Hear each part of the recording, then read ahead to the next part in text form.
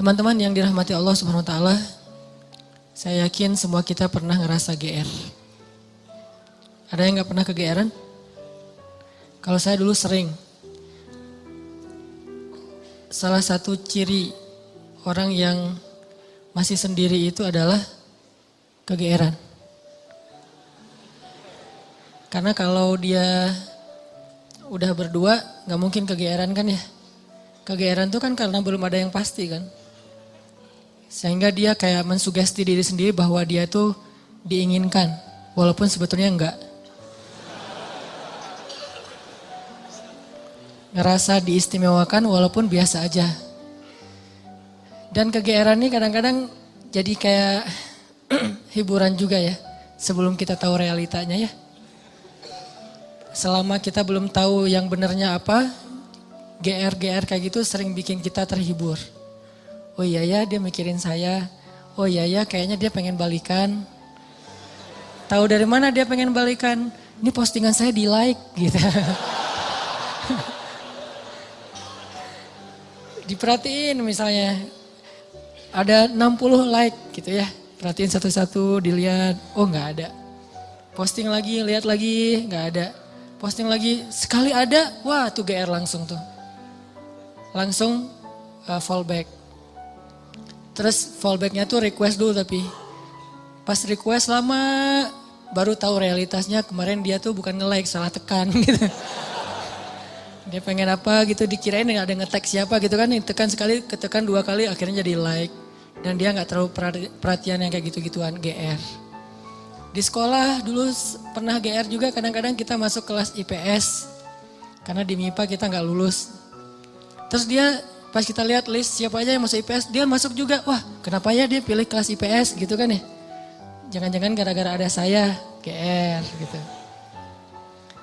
Di kampus juga kayak gitu, kenapa dia ngambil jurusan yang sama, kenapa dia gak pulang-pulang kayak ngerjain tugas juga. Padahal biasanya dia pulang duluan, tapi kali ini pulangnya agak telat. Jangan-jangan nungguin saya. Sering banget yang kayak gitu-gitu bikin kita merasa kayak happy sendiri. Padahal apa yang kita rasain itu gak pernah terjadi. Semu gitu kan, fana. Jadi GR itu salah satu bukti bahwa dunia itu fana. Nah teman-teman, GR dengan manusia aja kadang-kadang menurut kita tuh agak nggak pas lah. Dan kalau kita sering kegeeran, kita sering kecewa. Makin sering GR, makin sering kecewa. Cuman kalau nggak GR juga jadi dianggap nggak peka. Kalau kita nggak GR, kadang-kadang jadi nggak peka. Kayak misalnya udah punya pasangan. Kadang-kadang dia tuh kayak ngasih kode gitu. Ngasih kode, aduh malas banget mau keluar misalnya. Dia pengen mungkin kalau kita nggak peka, dia sebetulnya tuh pengen agak kita tuh kayak begging gitu. Ayo dong temenin saya, aku nggak bisa keluar kalau misalnya sendiri, nggak enak kalau makan sendiri, kalau jalan sendiri. Dia pengen digituin. Cuman bahasanya malas aja keluar gitu. Dia nggak pengen keluar tuh gara-gara dia yang berharap. Tapi kitanya nggak kegeeran, akhirnya dianggap sebagai pasangan yang flat, yang nggak peka, yang garing, yang plain.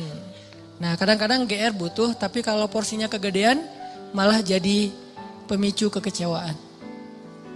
Nah ternyata GR itu bukan cuman kejadian dalam kehidupan kita sama teman kita. Atau sama sahabat kita atau sama mantan.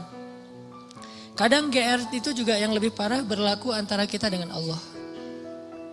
Dan ini tipis banget bedanya antara GR sama husnuzon. Itu bedanya tipis banget. Kita harus husnuzon sama Allah. Tapi jangan sampai husnuzon kita ke Allah tuh bikin kita kegeeran jadi gak dapat kebaikan apa-apa. Nah bedanya apa? Nanti kita cari tahu dalam beberapa contoh. Gimana caranya kita nggak GR ketika kita berdoa. GR ketika kita dapat musibah. GR ketika kita dapat nikmat. Tapi juga jangan sampai bikin kita berburuk sangka ke Allah. Jangan sampai juga bikin kita nggak bisa membaca tanda-tanda kebaikan dari Allah. Sehingga kalau udah kayak gitu kita malah jadi susah bersyukur. Nah kita akan bahas ini dalam tema tentang GR dalam bahasa Al-Quran mungkin bisa diistilahkan dengan orang yang salah satu di antara amrodul qulub, di antara penyakit hati. Cuman kalau disebut amrodul qulub, penyakit hati kan agak-agak berat ya. Dan kurang sering kita alamin. Tapi kalau kegeeran kayaknya semua kita pernah ngalamin yang namanya GR. Kalau buat teman-teman yang streaming dari luar negeri, dari Malaysia, kan ada yang nanya tuh GR apa sih kan. Saya juga susah nerjemahin, ternyata GR itu bahasa Malaysia, baru saya tahu tuh perasaan ya. Perasaan itu bukan meras ya, perasaan itu GR versi Malaysia atau over confidence. Nah, ada salah satu paragraf ayat GR di dalam Al-Quran. Salah satunya tuh di surat Al-Kahfi. Coba teman-teman buka surat Al-Kahfi ayat 32. Ini kisah orang yang kegeeran. Surat Al-Kahfi ayat 32. Kalau ayat kisahnya sih sampai 44. Tapi kita baca beberapa ayat aja. Surat Al-Kahfi ayat 32 sampai 44. Al-Kahfi itu surat ke 18. Ayat 32. A'udzu billahi minasy syaithanir rajim. Silakan.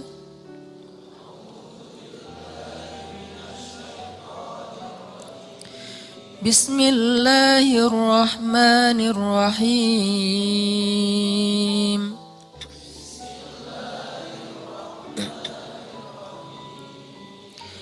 واضرب لهم مثل الرجلين جعلنا لأحدهما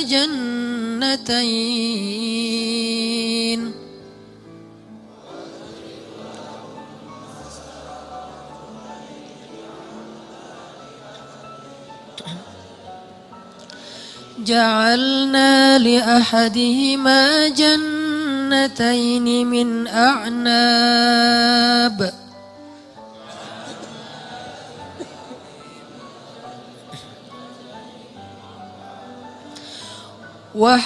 وحففناهما بنخل وجعلنا بينهما زرعا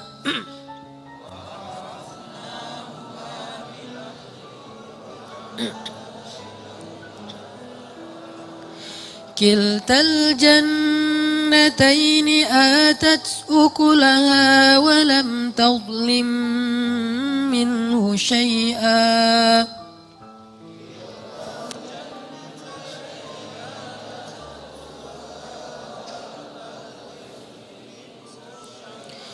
وفجرنا خلالهما نهرا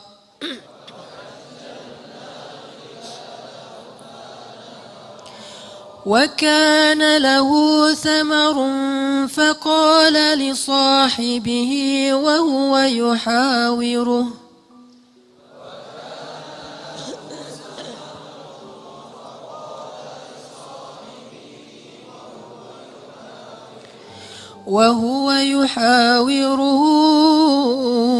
أنا أكثر منك مالا وأعز نفرا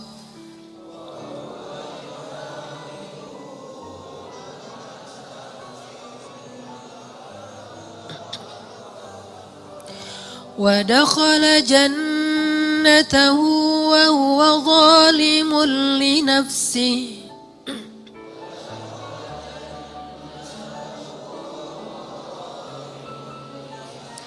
قال ما أظن أن تبيد هذه أبدا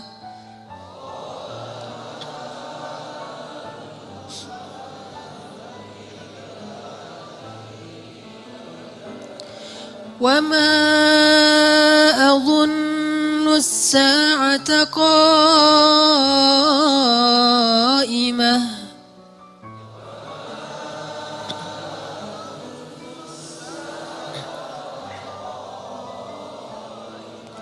ولئن رددت رددت إلى ربي لأجدن خيرا منها منقلبا.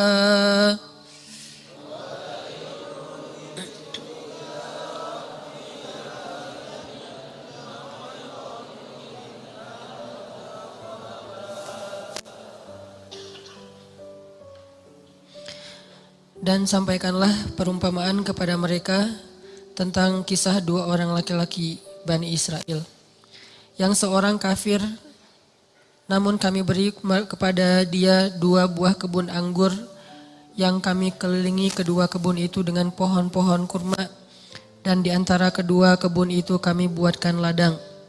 Kemudian kebun itu menghasilkan buah yang sangat banyak, yang tidak pernah berkurang sedikit pun. Dan di celah-celah kedua kebun itu kami alirkan sungai. Dan dia memiliki kekayaan yang sangat besar. Maka dia berkata kepada temannya ketika sedang berbicara dengannya, sesungguhnya hartaku lebih banyak daripada hartamu dan keturunanku lebih kuat. Dan dia memasuki kebunnya dengan sikap merugikan dirinya sendiri karena angkuh dan kufur. Dia berkata, aku yakin kebun ini tidak akan pernah binasa selama-lamanya. Dan aku yakin hari kiamat itu tidak akan pernah ada. Dan seandainya aku dikembalikan kepada Tuhanku kelak, pasti aku akan mendapatkan tempat kembali yang lebih baik daripada ini. Sadaqallahul azim. Ini contoh orang yang GR. Gimana contoh orang yang GR? Dia itu jauh dari Allah. Malah kalau di ayat ini dia nggak beriman kepada Allah sebetulnya. Dia nggak menyembah Allah, dia syirik.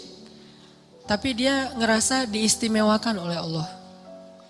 Ada orang yang syariat nggak dia jalanin. Ibadah nggak dia lakuin. Akhlak nggak baik-baik amat. Dia punya harta tapi nggak pernah mau haji. Punya kelebihan harta nggak pernah bayar zakat. Nggak pernah bantu orang lain. Sholat sering ditinggalkan. Aurat dia buka.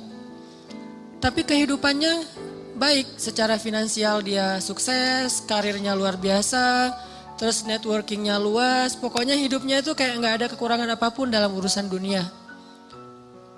Lalu dia berpikir, oh kayaknya Tuhan nggak benci-benci amat sama saya. Jadi nggak penting-penting amat juga harus setaat yang si fulan. Buktinya tuh yang rajin ke masjid masih miskin. Buktinya tuh yang udah menjalankan syariat dengan baik masih susah. Buktinya yang udah haji ternyata kehidupannya gak lebih baik dari saya. Artinya dia kegeeran, ngerasa bahwa dia itu diistimewakan oleh Allah Subhanahu wa taala, padahal dia tuh jauh dari Allah Subhanahu wa taala. Ini contoh kegeeran.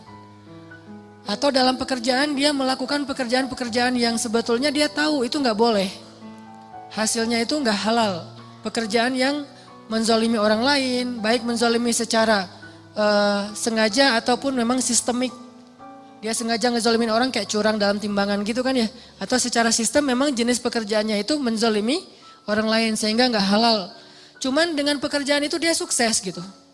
Sedangkan ada temannya yang kata dia terlalu idealis, malah gak bisa sukses kayak dia. Kegeeran, merasa bahwa oh sebetulnya ini sih gak masalah kayak gini-gini amat. Yang penting kan saya nanti bantu anak yatim, fakir miskin, menyantuni panti asuhan kayak gitu-gitu untuk menghilangkan less guilty lah.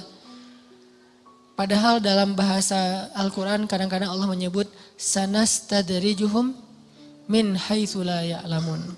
Ini dikenal dengan istilah istidraj. Istidraj. Apa itu istidraj? Pasti teman-teman pernah dengar.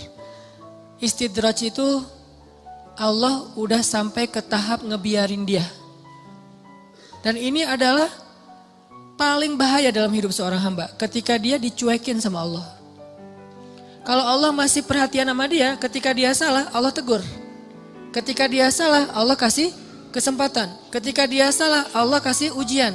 Supaya apa? Supaya dia insaf, terus dia balik kepada Allah Subhanahu wa taala. Kalau orang masih dikasih ujian, masih dikasih musibah, masih ditegur sama Allah dengan niat supaya dia balik, sebetulnya Allah masih perhatian sama dia. Justru ketika ada orang yang bikin dosa terus Allah biarin aja, gak ada masalah setelah dia bikin dosa dan seterusnya, kayaknya hidupnya tuh lempeng, nyaman, sebetulnya Allah lagi nyuekin dia. Dan dicuekin Allah itulah seburuk-buruk kondisi seorang hamba. Makanya ada surat pembukaannya itu adalah kata-kata cuek. Makanya surat itu kalau kita baca nggak boleh pakai bismillah. Ta'awuz langsung ke ayatnya. Yaitu surat apa? Surat Baro'ah. Atau nama lainnya adalah atau Baro'atun. Arti Baro'atun tuh terserah lu deh gitu. Baro'atun tuh arti lainnya terserah kamu deh. Atau saya udah nggak mau ikut-ikutan ya. Atau bahasa lain udah cuek aja deh, biarin aja dia sendiri. Atau bahasa sosmednya Allah unfollow sama dia. Masih mending unfollow, masih bisa dilihat di history ya. Di blog, ini Baro'atun. Kalau dalam bahasa surat yang lain, zarhum, biarkan mereka.